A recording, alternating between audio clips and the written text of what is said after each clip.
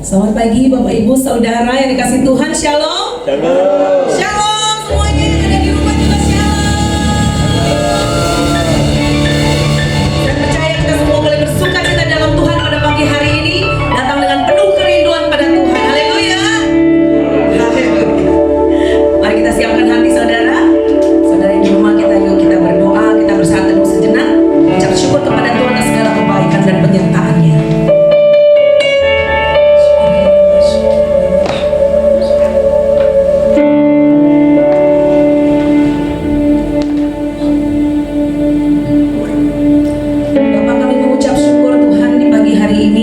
Boleh ada sebagaimana kami ada.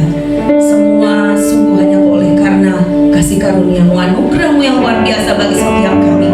Terima kasih sepanjang minggu ini Tuhan boleh sertai kami. Tuhan berikan kami kesehatan, Tuhan berikan kami kekuatan untuk kami melalui hari-hari kami di sepanjang minggu ini. Terima kasih Tuhan, terima kasih. Limpah ucapan syukur kami Tuhan kalau saat ini kami boleh ada bersama-sama dengan saudara seiman kami.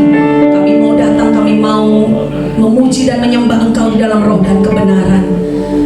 Kami percaya Engkau bertahta di atas setiap puji-pujian dan penyembahan Tuhan. Terima kasih Tuhan, terima kasih.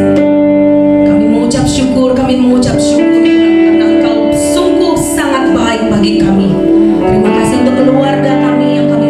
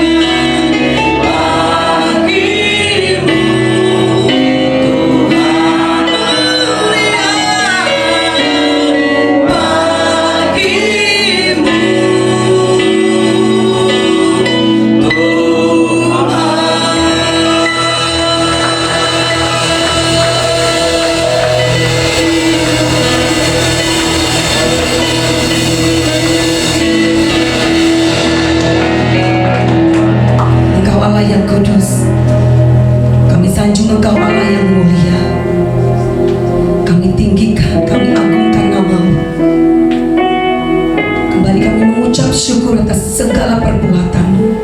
Terima kasih Tuhan. Terima kasih Tuhan. Haleluya. Amin. Silakan sebelum duduk, kita akan mendengarkan message of Pentecost.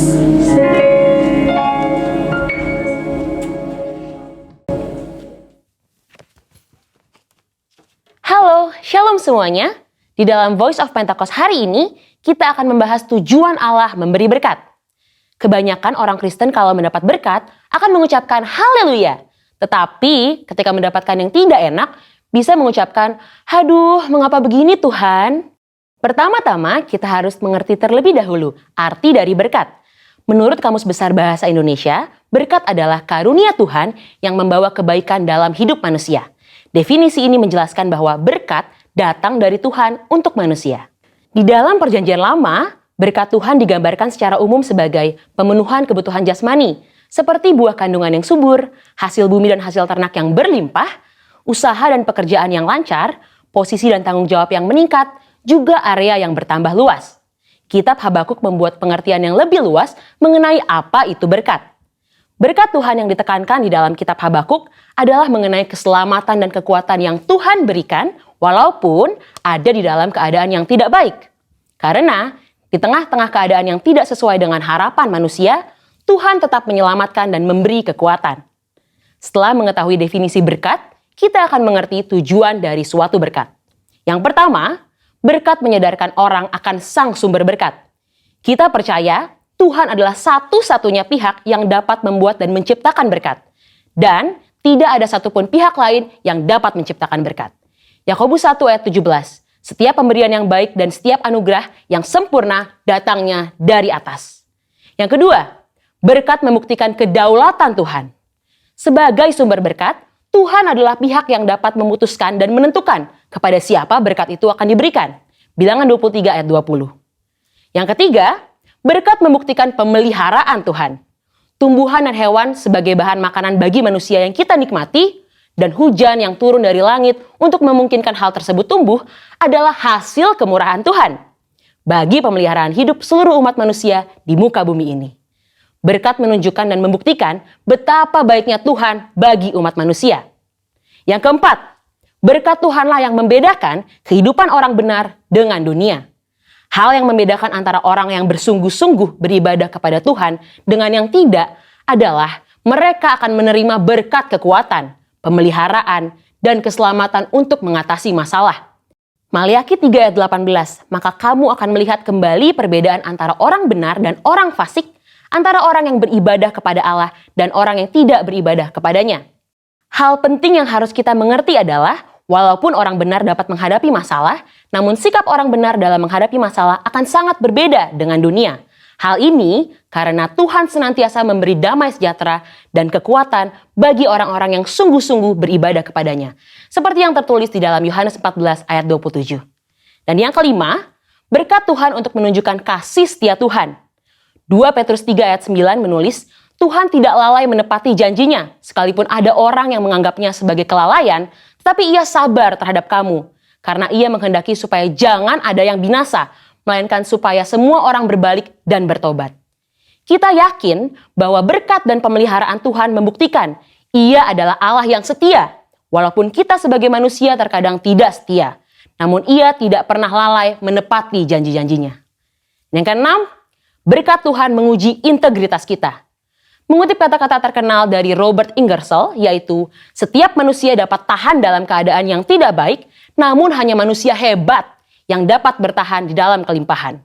Kutipan ini menunjukkan bahwa hidup berkelimpahan atau penuh berkat terkadang dapat menjatuhkan seseorang. Namun, hanya orang yang memiliki integritas saja yang dapat tetap hidup benar di saat berkelimpahan. Integritas dapat membuat seseorang untuk dapat bersikap rendah hati dan memiliki empati terhadap lingkungan sekitarnya saat mengalami kelimpahan.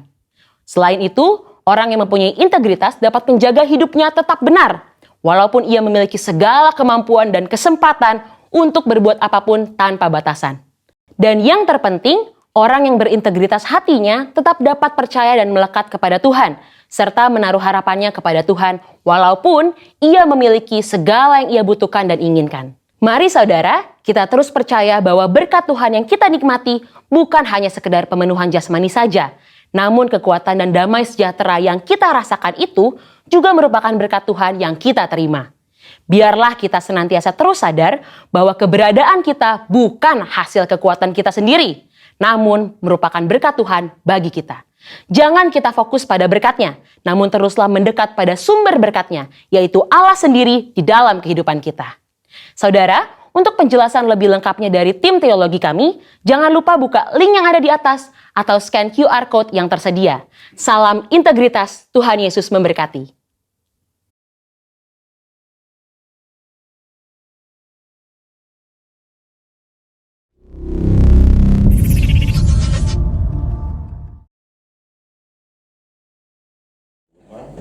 Untuk kita sehari berdoa kepada Dia.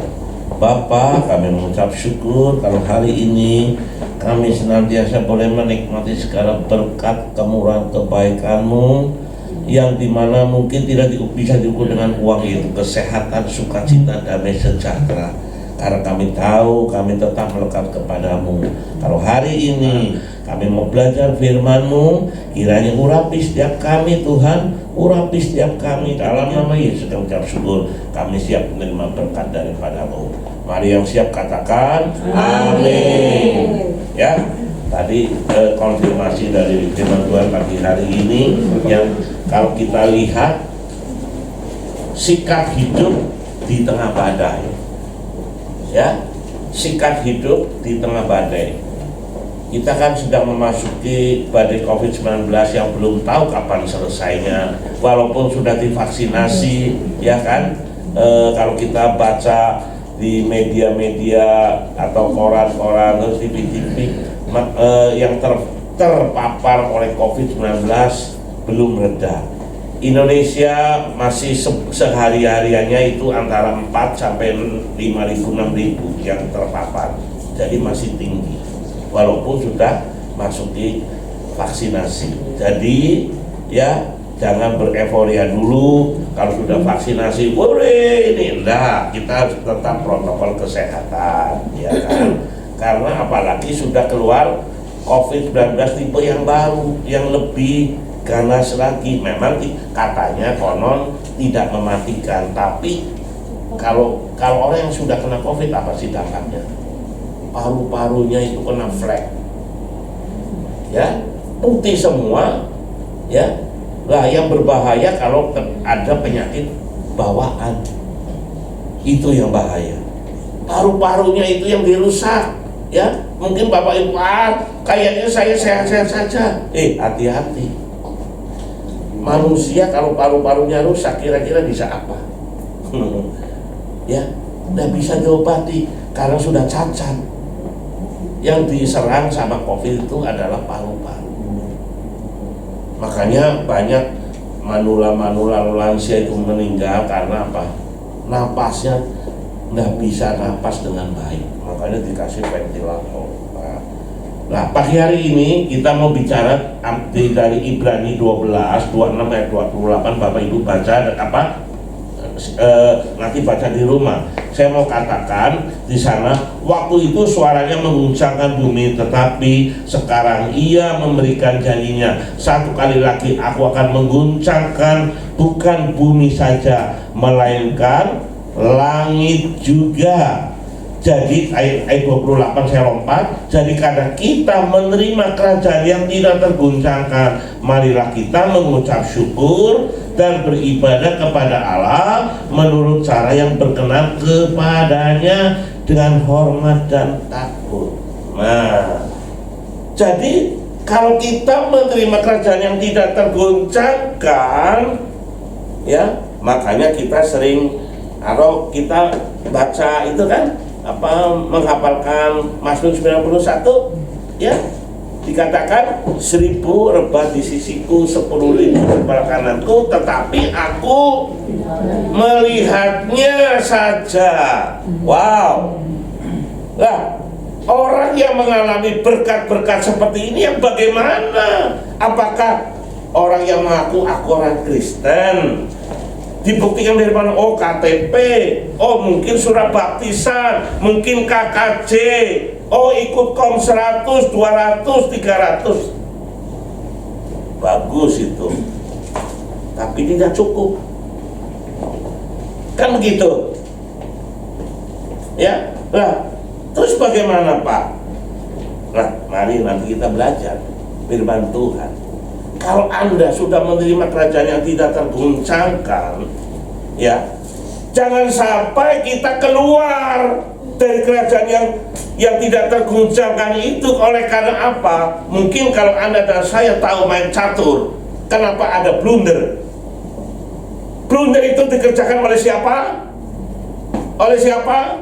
Lawan pemain catur? Bukan, oleh saya. Oleh saya. Ya, kan ada ya, kita melakukan satu langkah tapi blunder yang menjadikan Anda bunuh diri, pasti mati, kalah. Intinya seperti itu. Nah, ini. Maka mari Bapak Ibu dan saya yang ada di rumah, pemirsa maupun yang ada di gereja, kalau Tuhan sudah menyatakan atau memberikan kita satu wadah kerajaan yang tidak terguncangkan, kenapa kita sering ada mengalami masalah yang tadi persis sekali tentang hidup dalam berkat Tuhan? Berkat Tuhan itu jangan diukur mungkin selama ini ukurannya materai, ya. Mungkin selama ini coba kalau saya hidup makan sehari 4 kali misalnya. Ada yang makan sehari 4 kali? Ada Pak, kalau lagi makan. Iya. Saya makan nasi sehari sekali, siang hari. Kalau malam kadang-kadang dipaksa sama istri. Ini Pak, aku udah beli ini, makan. Kalau udah makan, udah menghargai istri katanya. Udah makan. Saya berprinsip artinya begini, makin tua itu bukan berarti makannya harus kayak gitu, harus diatur, ya kan? Artinya jangan banyak, kan sering ngomong makan itu jangan lebih dari jam 7, ya kan? Terus asupan karbohidratnya jangan banyak-banyak, lebih banyak sayur dan buah, air putih yang hangat. Itu untuk golongan saya yang umur sudah di atas 60.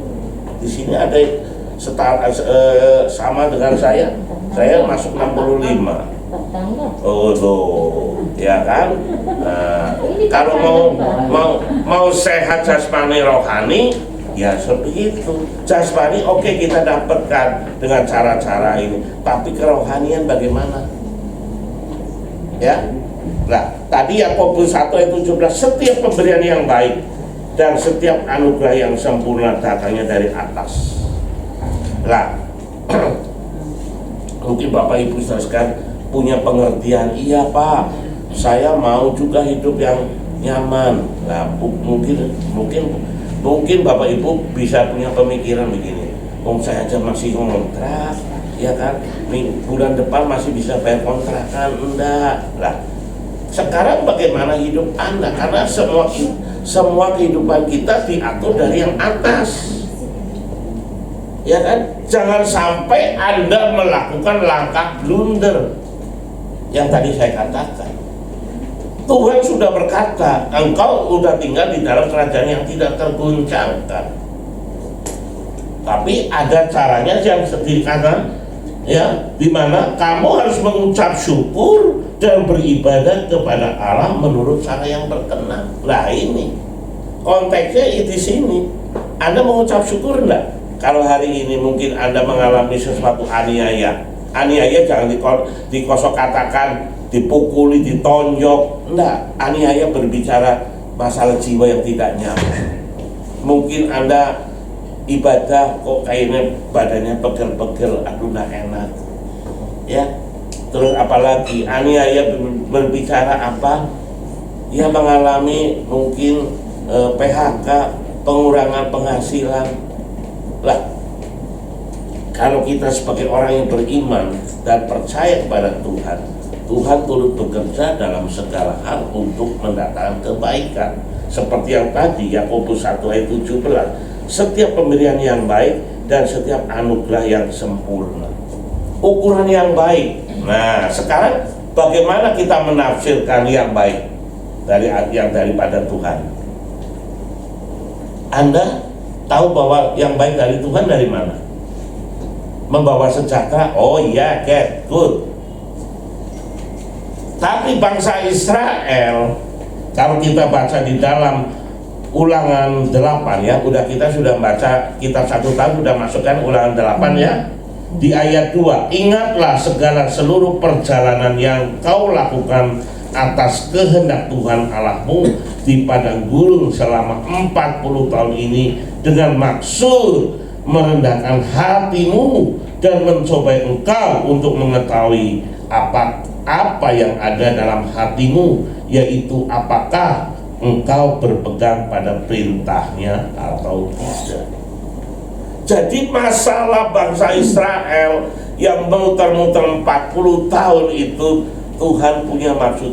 Dari sisi bangsa Israel, dari kacamata bangsa Israel, wow, mereka merasa, makanya kan bersungut-sungut kan, mereka berkata, emangnya Tuhan mau bawa saya mati di padang gurun? Di Mesir melimpah dengan segala berkat jasmaninya, makanan. Tapi tujuan Tuhan baik.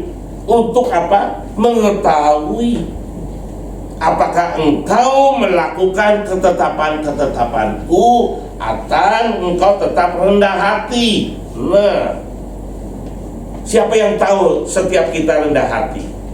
Tidak ada yang tahu kecuali Tuhan. Saya mungkin Bapak Ibu berkata seperti ini, Tuhan bisa melihat, Hendro sombong, mentang-mentang bisa bawa firman Tuhan. Nah, jadi di sini mari Bapak Ibu saudara sekalian, kalau Tuhan izinkan menerima berkat dalam tanda petik yang tidak nyaman, berarti ada sesuatu yang salah dalam diri saya. Mungkin saya tidak taat, mungkin saya sombong, mungkin saya tidak melakukan perintah-perintahnya dengan tepat. Maka Tuhan koreksi. Kalau kita tetap taat dan menerima koreksi itu, berarti kita tetap dalam kerajaan yang tidak tergoncangkan. Artinya Tuhan memberikan kekuatan, Tuhan memberikan damai sejahtera dan sukacita. Bagaimana Pak Abu? Saya kan, ya itu perlu latihan. Itulah yang disebut manusia yang dewasa rohnya. Tidak sekonyong-konyong Anda beribadah. Jangankan seperti itu. Artinya begini, untuk menjadi dewasa rohani tidak gampang. Artinya Anda perlu bayar harganya. Anda perlu ketekunan. Ada yang rambutnya sudah putih pun masih rohaninya seperti anak-anak. Kalau dikritik, kalau diingatkan, kalau ditegur oleh firman Tuhan, jawabannya apa?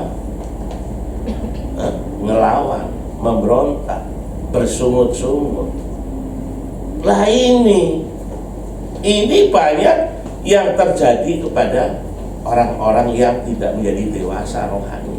Makanya, Pak, Bu, bagaimana saya untuk menjadi dewasa? Kan begitu. Berarti Anda harus dimuridkan, dipantau, ya, supaya Anda pintar ngerti firman Tuhan. Iya kan? Tuhan berkata, jika engkau menjadi muridku, pikul salib, sangkal diri setiap hari Rebo. Ya bukan setiap hari. Pikul salib, sangkal diri itu suatu yang tidak nyaman bagi manusia. Anda pikul salib, coba. Sangkal diri itu berbicara, Anda mau enggak? Pikul salib, sangkal diri itu sesuatu yang kapan Anda nyaman sih, saya mau tanya. Nah ini definisi, Anda kata kapan nyaman? Bang Fide. Kalau istrinya dandan terus, Eh, kalau pulang istrinya masih pakai daster, belum mandi, kucel. Begitu Mbak Hana.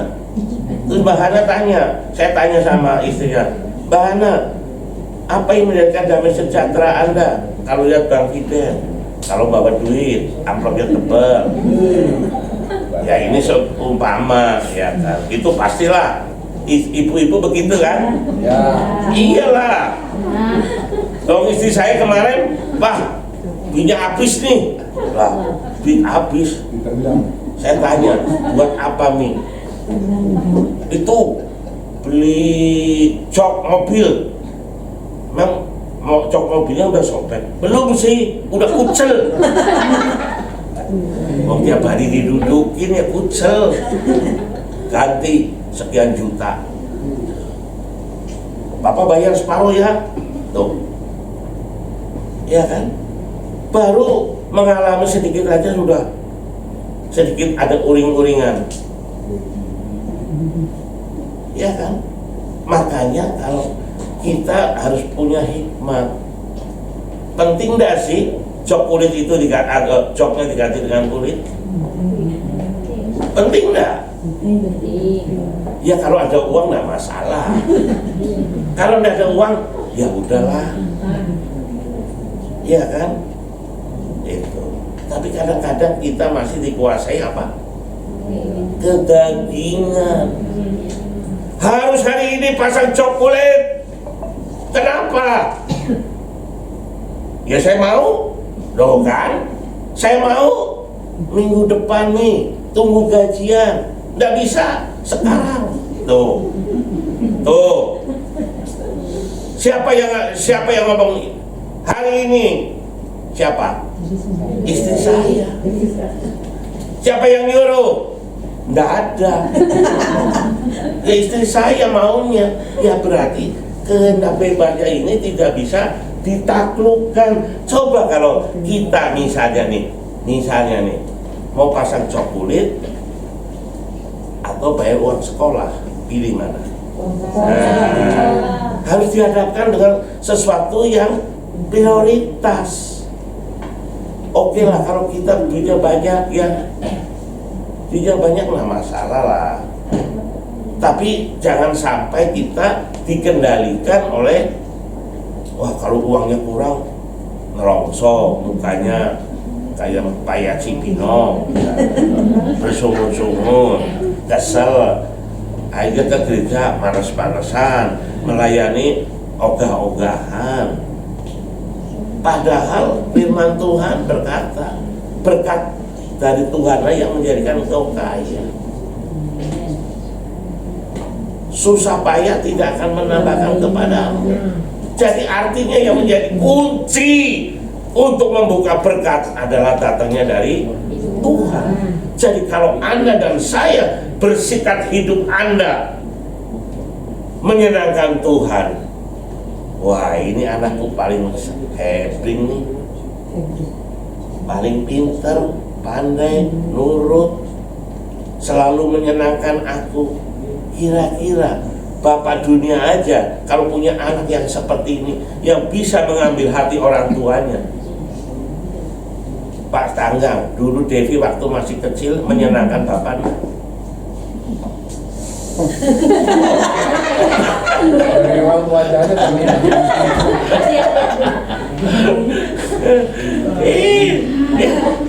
Kalau menyenangkan, papanya pulang bawa uang, oh ingat Devi bajunya agak sobek dikit, beliin baru. Devi sini, apa Pi? Nih papi bawa apa nih? Nggak tahu, masih dibungkus. Coba buka. Baju baru. Itu seorang bapak dunia pasti punya tendensi yang seperti itu. Bagaimana bapak yang di surga? Tinggal bagaimana saya dan bapak ibu hidupnya menyenangkan Tuhan atau tidak, atau nyebelin. Tuhan sih tidak pernah sebel. Sebetulnya Tuhan tidak pernah sebel, karena Dia selalu penuh kasih kepada kita. Hanya kita yang terkadang tidak nurut. Nah, ya. Maka bagaimana supaya saya tidak hidup keluar dari koridor dari suatu kerajaan yang tidak tergoncangkan? Ini yang sangat penting, yaitu 1 Tesalonika 5 ayat 19 di sana berkata, jangan padamkan roh. Aduh, Roh Kudus bagaimana saya tidak padamkan? Nah ini, kenapa saya katakan sangat penting bahwa jangan padamkan Roh Kudus. Karena dalam 1 Yohanes 4 ayat 4b, roh yang ada di dalam kamu lebih besar daripada roh kecil yang ada di dalam dunia. Artinya, dengan adanya Roh Kudus, Anda akan bisa mengalahkan tipu daya si jahat. Nah, kapan Anda mengalami tipu daya si jahat? Ayo, bapaknya Vero tahu? Kapan kita masuk jebakan tipu daya si jahat? Tuh, Ibu Rita tahu? Saat lagi marah. Hah?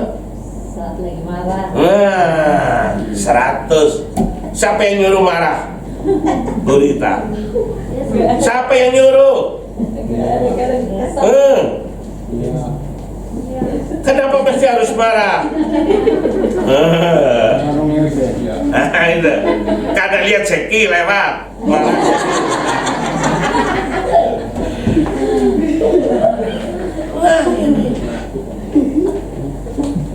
Karena marah ada satu harapan secara duniawi. Kalau anaknya apa namanya? Nia. Kalau Nia rajin nyapu halaman, nyuci ngepel rumah, nyuci bajunya mamanya, Nia lakukan nggak?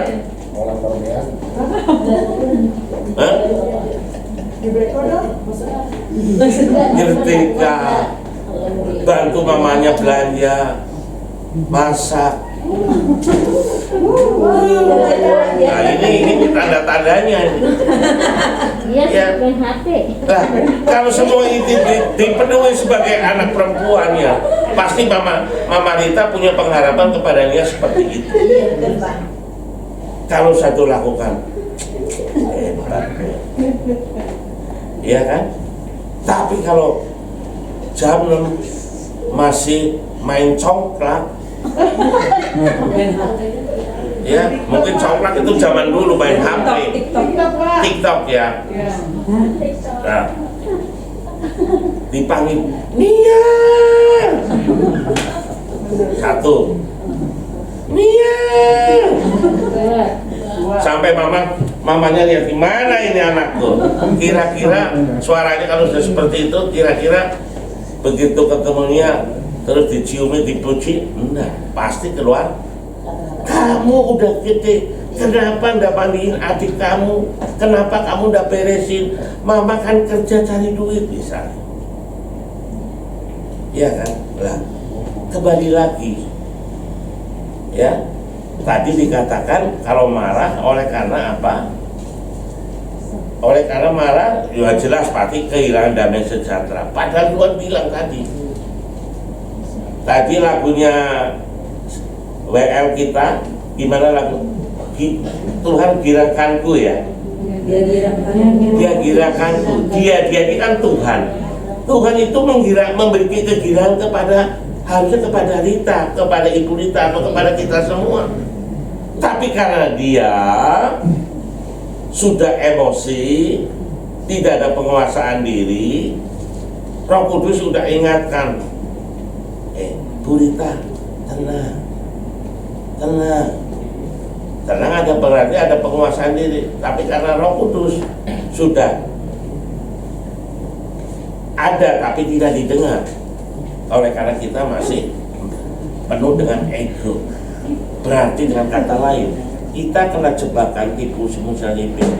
Kalau Anda dan saya berkata tidak mau, saya maunya ini. Ya, jadi mari Bapak Ibu saudara sekalian, kalau Anda dikatakan bapaknya Vero, ayo itu doa pagi, enggak ah. Nah, ini Ini baru kecil, masalah kecil. Terus kalau diajak, ayo papanya Vero sama mama dipanggil, ayo kita ibadah. Enggak ah, mulai lambat. Ayo papanya Vero, mari baca Alkitab. Enggak ah, mulai. Akhirnya apa? Mungkin ini sebagai contoh, ini Vero bin Salmon sana, bukan Vero bin ini. Ya. Jadi lama-lama akhirnya apa? Malu. Akhirnya apa? Mengeraskan hati. Makanya sering orang lebih jaga pride, gengsi. Contoh, waktu anak yang hilang itu, dia dengan sombongnya minta warisan kepada bapaknya. Untung waktu dia mengalami masalah yang serius, dia sadar di rumah bapak banyak makanan, dia balik. Padahal sudah firman Tuhan sudah ditulis contoh seperti itu. Tapi banyak orang Kristen harga diri lebih tinggi daripada kebenaran. Itu sudah beban. Nah kalau sudah seperti ini tidak bertobat, saya sih bukan mau mendahului, kira-kira berkenan di hadapan Tuhan enggak? Kalau Anda hidupnya tidak berkenan dengan Tuhan, berarti yang pasti mengalami apa yang itu tadi, tidak damai sejahtera di dunia Anda. Oh, makanya kalau bilang, siapa bilang saya tidak damai sejahtera? Saya bisa beli ini, saya beli itu. Tapi Tuhan tidak berkata bahwa damai sejahtera yang Tuhan berikan itu berupa materai. Iya, Tuhan bisa kirimkan. Apa sih rancangan Tuhan? Damai sejahtera, hari depan yang penuh pengharapan. Bukan rancangan kecelakaan loh. Hari depan yang penuh pengharapan. Pengharapan apa? Pengharapan yang baik dari Tuhan. Hidup dalam pemeliharaannya Tuhan. Hidup dalam damai sejahteranya Tuhan. Dan Anda masuk dalam pemberhentian bersama Tuhan. Itu surga. Jadi kalau seperti itu, bagaimana sikap saya yang tadi katakan pertama, jangan padamkan roh, ya. Dengan kata lain, kalau roh kudus tidak padam, kita pasti keluar sebagai pemenang. Ya tadi bisa mengatasi, ya kan? Nah, hidup pikul salib sangka diri, berarti Anda tanpa pikul salib tidak ada mahkota kemenangan. Itu surga. Salib itu berbicara problem, masalah. Waktu Anda dihadapkan, apakah Anda mengkonter dengan dunia atau mengkonter dengan hal-hal kerohanian, misalnya firman Tuhan. Anda sudah melayani, ya kan? Sudah mengembalikan perpuluhan, memberi persembahan. Tapi mungkin oleh karena Tuhan izinkan terjadi proses, Anda keluar dari situ dengan alasan saya tidak bertumbuh. Nah ini sangat mudah dikatakan, saya tidak bertumbuh di gereja ini. Nah, padahal Tuhan berkata, akulah yang memberikan pertumbuhan. Bukan manusia, bukan gereja, bukan pendeta, tapi Tuhan. Artinya apa? Kalau Tuhan yang memberikan pertumbuhan, artinya apa? Sikap hati saya. Anda berkata Tuhan baik, waktu sikap hati Anda mungkin berkata baik, tapi waktu sikap hati Anda tidak baik, mungkin Tuhan tidak dengar omongan saya, Tuhan tidak dengar doa saya sudah melayani, saya sudah berkorban begini, tapi Tuhan izinkan supaya kesombongannya tidak ada. Tuhan izinkan terjadi. Tapi kalau orang yang sadar, Tuhan tetap baik. Walaupun mungkin yang Tuhan izinkan terjadi atas saya, dari kacamata manusia saya tidak baik. Terus kapan prosesnya? Nah itulah proses supaya Anda menjadi dewasa rohani. Ini Anda, makanya kalau dewasa rohani itu udah mengerti, ya coba kita baca supaya Anda dan saya ini mengerti, supaya jangan menjadi manusia yang tetap tidak dewasa rohaninya. Ibrani 5 ya 5 ya di ayat 13, sebab barang siapa masih memerlukan susu, ia tidak memahami ajaran tentang kebenaran, sebab ia adalah anak kecil. Tetapi makanan keras adalah untuk orang-orang dewasa yang karena mempunyai panca indera yang terlatih. Kata terlatih berarti mungkin suatu saat Anda gagal, tapi Anda bangkit lagi, dilatih lagi, gagal lagi, Anda mau belajar lagi, jatuh lagi, tapi akhirnya Anda mengerti dan sadar, Anda bisa menguasai untuk membedakan yang baik dan yang jahat. Nah, yang jahat tentunya dari siapa? Dari iblis. Ya, makanya ada sering serigala berbulu domba. Dia mendatangkan kita seolah-olah domba, tapi sebetulnya serigala. Kita terjebak. Bahwa berkat tadi definisi berkat, bahwa berkat itu datangnya dari Tuhan yang membawa kebaikan bagi saya. Katakan, yang membawa kebaikan bagi saya. Membawa kebaikan bagi saya. Nah, kalau diingetin, ditegur, membawa kebaikan saya. Tapi kenapa Anda ngelawan? Nggak suka ditegur. Ayo. Firman Tuhan dalam Timotius, segala tulisan yang diilhamkan oleh Allah berguna untuk menyatakan kesalahan saya, tentunya coba untuk untuk mengkoreksi perbuatan saya, untuk mendidik saya, untuk mengajar saya. Jadi kalau Anda dan saya mendengar firman Tuhan dan Anda akhirnya merasa tidak nyaman, Anda akan menyalahkan firman Tuhan atau hamba Tuhan. Ini firman Tuhan.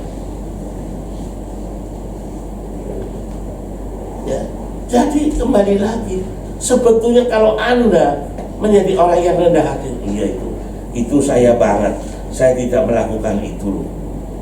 Untung Tuhan ingatkan hari ini, saya mau bertobat, saya mau berbalik dari jalan yang jahat. Setelah itu Tuhan berkata, aku akan tinggal di dalam hatimu. Itulah yang Roh Kudus tinggal dalam hatimu.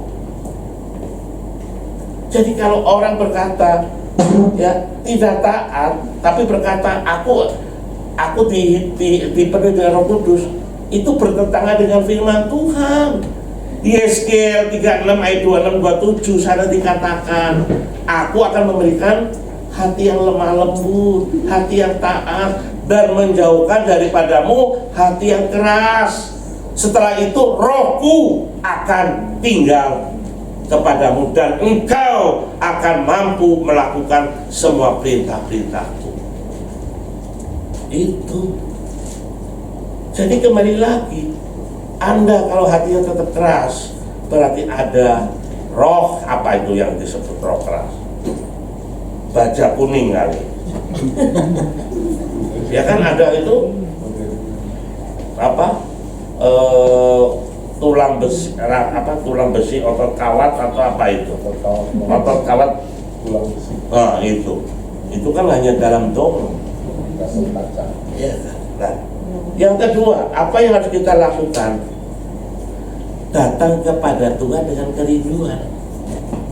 Tadi lagunya, datang kepada Tuhan dengan kerinduan, lagu terakhir. Bagaimana sikap Anda datang kepada Tuhan? Biasa aja. Daud berkata di dalam Mazmur 40 ayat 26, mengapa tertekan hai jiwaku dan gelisah di dalam diriku. Daud sedang mengalami masalah, tapi Daud mengerti, berharaplah kepada Allah, sebab aku akan bersyukur lagi kepadanya. Kata bersyukur lagi kepadanya berarti Daud hidupnya selalu dipenuhi dengan ucapan syukur. Lagi diberkati yang enak tetap bersyukur, diberkati tidak enak dia tetap bersyukur lagi. Terkadang kita kalau lagi tidak enak, misalnya udah naik kelas, ya kalau tidak belajar ya pasti udah naik kelas lah. Untuk mengucap syukur, aduh susah banget. Tapi Daud belajar untuk mengucap syukur dan berkata, penolongku dan Allahku. Nah, ini adalah ciri orang yang datang kepada Tuhan dengan kerinduan. Dia datang walaupun tidak diberkati dalam tanda petik yang, maaf kata, dalam tanda petik duitnya banyak misalnya, rumahnya bagus, anaknya pinter, kerjaannya baik, oh itu gampang mengucap syukur. Tapi kalau udah lakukan ini, ditipu lagi, dibohongi teman lagi, Anda datang kepada Tuhan dengan ucapan syukur, Tuhan terima kasih kalau hari ini si A menyakiti saya sedang belajar itu. Contoh, waktu teman saya, kan waktu itu satu kantor di tes COVID 13 orang, yang 3 COVID kena, termasuk supir saya. Saya ini saksian. Supir saya tiap hari ikut saya kan. Kalau supir kira-kira duduknya di depan apa di belakang? Di depan. Di dalam mobil apa di luar mobil? Berarti saya tiap hari kan jaraknya berapa senti? Semua kan Tuhan. Ya, ada satu perempuan orang Padang, ya dia kena COVID, suaminya juga kena COVID. Nah, saya telepon hanya sekali menanyakan bagaimana keadaan kamu gitu, ya kan? Terus sembuh, dia waktu sembuh, waktu meeting melalui Zoom, saya telepon, tes gimana kabarnya? Dia marah. Saya tahu siapa yang baik sama yang tidak baik. Loh, baik gimana sih tes? Oh, saya setelah COVID selesai, saya tanya sama supir saya.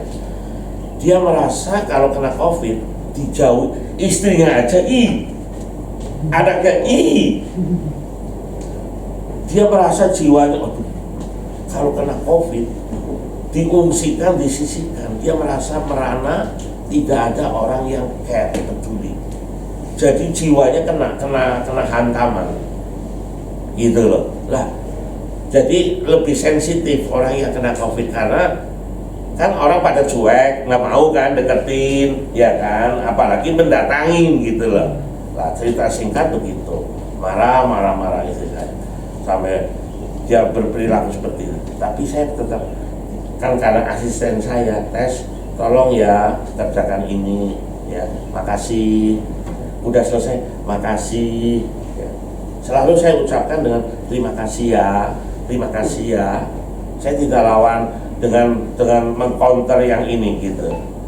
Bahkan dia menggosipin saya, ya udah terima kasih, saya tetap ramah dengan dia. Sekarang dia baik sama saya. Nah, jadi di sini ya, sesuatu yang tidak baik jangan dilawan dengan tidak baik juga, tapi harus kebaikan. Lah, untuk melakukan itu, yaitu kalau kita percaya, itu kan berat. Harus ada Roh Kudus sebagai penolong. Di sini Daud sangat bergantung kepada Tuhan dan tetap percaya Allah pasti tolong Daud dari persoalan yang menghimpitnya. Daud adalah manusia yang apa? Tukang angon. Anda tukang angon? Enggak, berarti Anda lebih elite Elite apa? Bang Boli, elite apa? Berkelas. Nah, berkelas loh. Ya kan? Jadi artinya pasti Tuhan dengar. Asal Anda datang kepada Tuhan dengan hati yang penuh kerinduan. Nah, orang yang rindu gimana sih? Ibu Romesta. Ayo. Orang yang rindu gimana cirinya? Sukacita Pak, bersinar-sinar. Kalau telepon sama pacar, sama suami cukup semenit? Enggak. Kalau orang yang rindu ibadah 3 jam, lah kok wis selesai ya?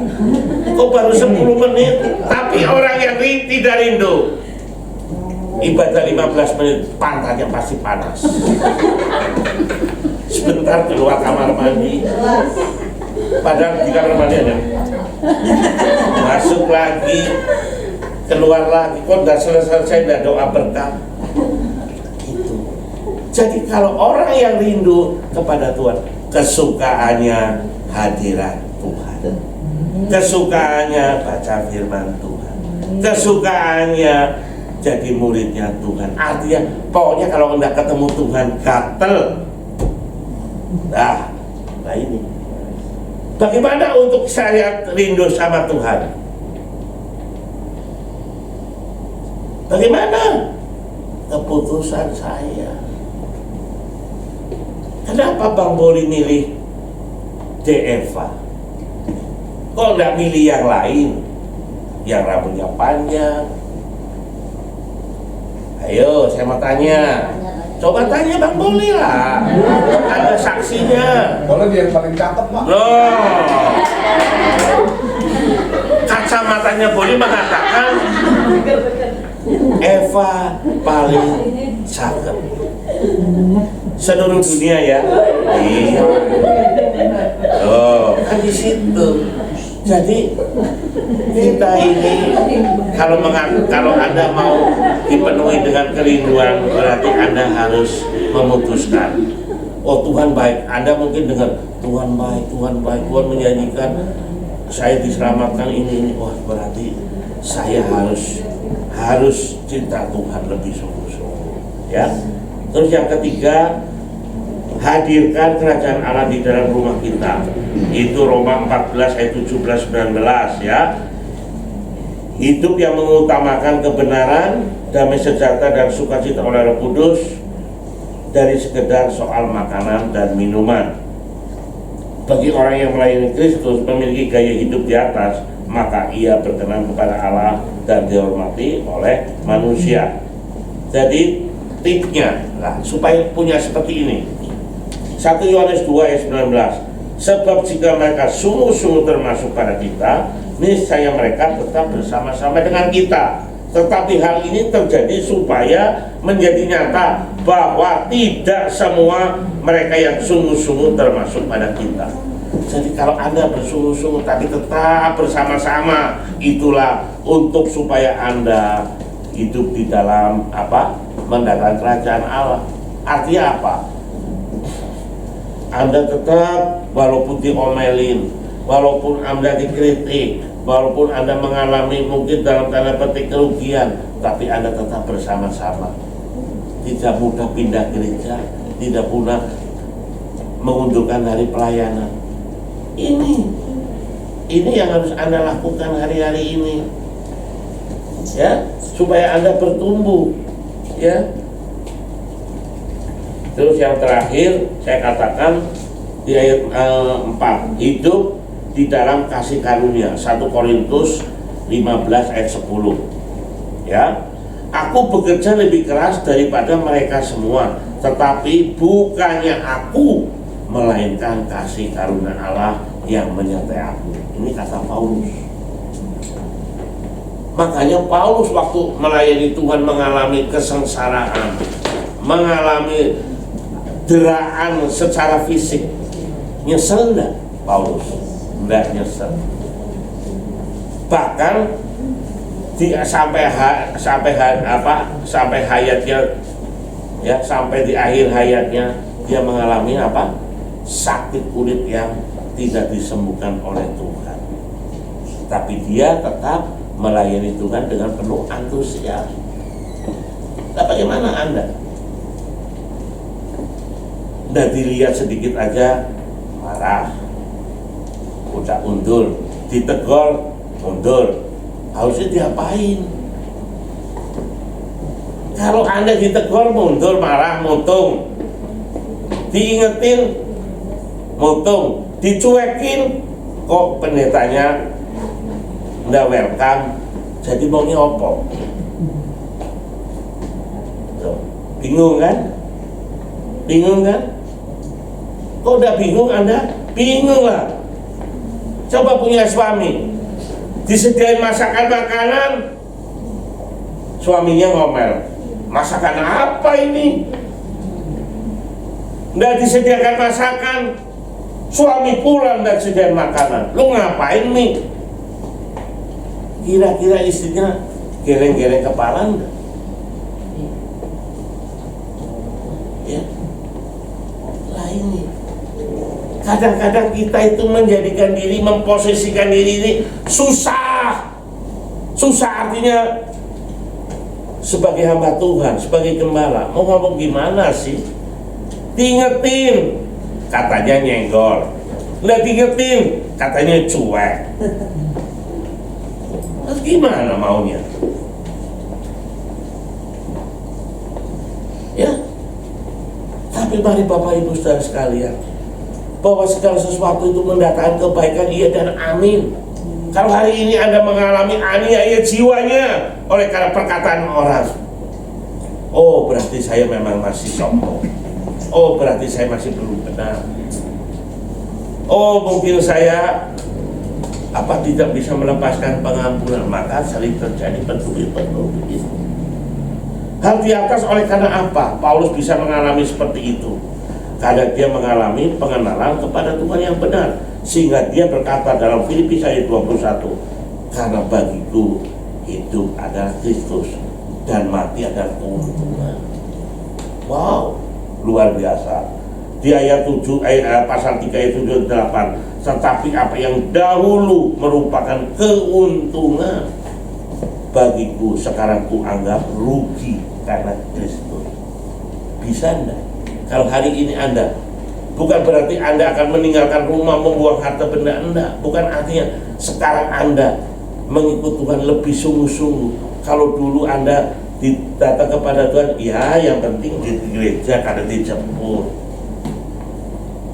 karena ke gereja karena dia ngajakin. Saya ke gereja ikut KUL, ikut PD, ikut apa, karena dihimbau sama Ibu Lydia. Sekarang semua itu bukan karena itu, tapi kerinduan diri Anda datang kepada Tuhan, karena Tuhan adalah Tuhan yang baik. Harus dirubah paradigmanya, sehingga kalau Anda tahu dia Tuhan yang baik, Anda menjadi baik. Masa sih kalau Anda diberikan kebaikan, Anda membalas dengan air tuba? Kembali lagi. Lah ini akan memotivasi Anda, sehingga tanpa disuruh, Bu, ada pelayanan, Bu, saya siap membantu, Bu, saya siap memberi, Bu, saya akan menolong. Lah inilah gaya hidup orang yang hidup dalam kerajaan yang tidak tergoncangkan. Walaupun mengalami aniaya, walaupun difitnah, dia tetap sumeh, dia tetap senyum, dia tetap ramah. Ini karena apa? Roh Allah ada dalam diri Anda. Kalau roh Allah dalam diri Anda jauh lebih besar dan berkuasa dari roh-roh di dunia, berarti Anda tetap sebagai pemenang. Karena iblis tipu si jahat, Anda katakan no. Amin. Tuhan Yesus memberkati. Bapa, kami mengucap syukur, terima kasih, sungguh anugerah kemurahan-Mu. Kalau hari ini Kau telah tempatkan kami di kerajaan yang tidak tergoncangkan, kami mau tetap di sana Tuhan. Untuk itu Tuhan, kami mau belajar apa yang harusnya menjadikan kami tetap di sana. Itu satu, tidak padamkan roh. Yang kedua, hidup dalam kasih karunia-Nya. Dan yang ketiga, kehadiran kerajaan Allah. Dan yang keempat, bahwa Kristus lebih utama dari segalanya. Filipi 1 ayat 21. Mati adalah keuntungan karena hidupku karena Kristus. Amin. Kiranya firman Tuhan ini yang disampaikan oleh engkau melalui mulut hambamu dicatat, direnungkan, dan dilakukan. Niscaya Tuhan menyertai Anda semuanya. Haleluya. Amin. Buka hatimu. Bapa, kami mengucap syukur, terima kasih. Kiranya berkat dari Allah Bapa di surga yang luar biasa dahsyat menyertai kita di dalam kasih karunia yang berlimpah-limpah dari anak yang tunggal Yesus Kristus, serta di dalam persekutuan yang manis darah dengan Roh Kudus menyertai kita mulai pagi ini sampai Maranatha. Bahkan Tuhan Yesus berjanji untuk datang di dua, menjemput kita semua dengan yang terbaik. Bagi kita tetap percaya, takut akan Tuhan, dan berkenan katakan amin. Tuhan Yesus memberkati. Thank you. Selamat hari Minggu, Tuhan Yesus memberkati. Selamat beraktivitas kembali seminggu mendatang, kita berjumpa lagi. Haleluya.